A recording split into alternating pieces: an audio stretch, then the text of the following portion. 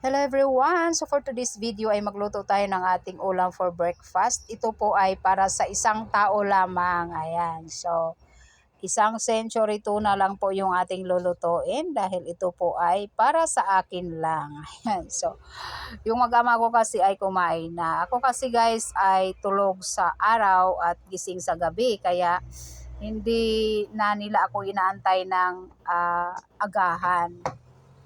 Dahil puyaters yung lola niyo. Kaya,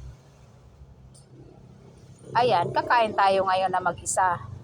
Ayan, so yan po pala ay gigisa lang natin sa sibuyas, bawang at kamatis. Ayan, kaunti lang yung sangkap na ating ilalagay dahil iisang lata lang naman po yung ating lulutuin. Ayan, so kung napapansin niyo, paunti-unting sangkap lang po yung aking nilalagay. So, dahil nga iisang lata lang naman po na century yung ating lulutuin. Ayan, pajulit-julit yan.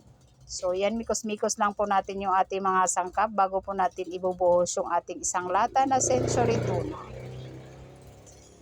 Ayan, so gisa-gisa lang natin yan para naman may kaunting lasa o dagdag lasa sa ating century. So gisa-gisa natin yan. Pwede naman din po na hindi ginigisa. Gusto ko po kasi na igigisa dahil yan po ay hahaluan ko ng dalawang itlog. Ayan. Hindi pwedeng walang itlog si Vicarian. Ayan. Paborito ko kasi yung itlog. Kaya tuwing agahan may itlog po talaga sa aking kinakain. Ayan. So ginigisa ko lang yan. Niluluto ko lang po bago po natin ibubuhos dyan yung ating dalawang pirasong itlog. Ayan. Diba? At syempre, mikos-mikos natin yan. Hindi na po pala ako naglagay ng paminta dyan dahil malasa naman na po yung ating century tuna. Maglalagay lang po tayo dyan ng kaunting asin lang, kaunting-kaunti lang. Bali pang palasa lang sa ating dalawang itlog na ating nilagay.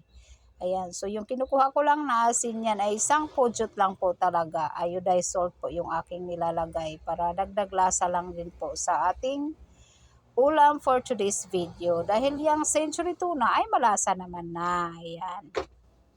So depende pa rin po sa inyo. Pwede nyong lagyan ng pamintang pino kung gusto ninyo. Ayan. Anyway, napakasimpleng luto lang naman po ito. At ito po ay ulam lang ng isang tao.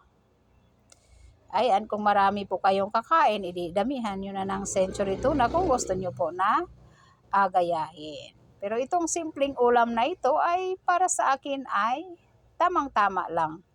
Ayan, malasa naman po talaga siya. At nilagyan ko lang din po ng sibuyas dahon dahil mayroon naman po tayong stock sa ating ref. Ayan, para naman may green-green naman po yung ating ulam for today's video. So, inahalo-halo ko lang po ng panandalian at yan po ay okay na. At syempre, ilipat na po natin sa ating lagayan. Masarap yan siya guys, kahit ganyan lang yan. Ayan, yan yung pagkain ng mga antok-antok pa.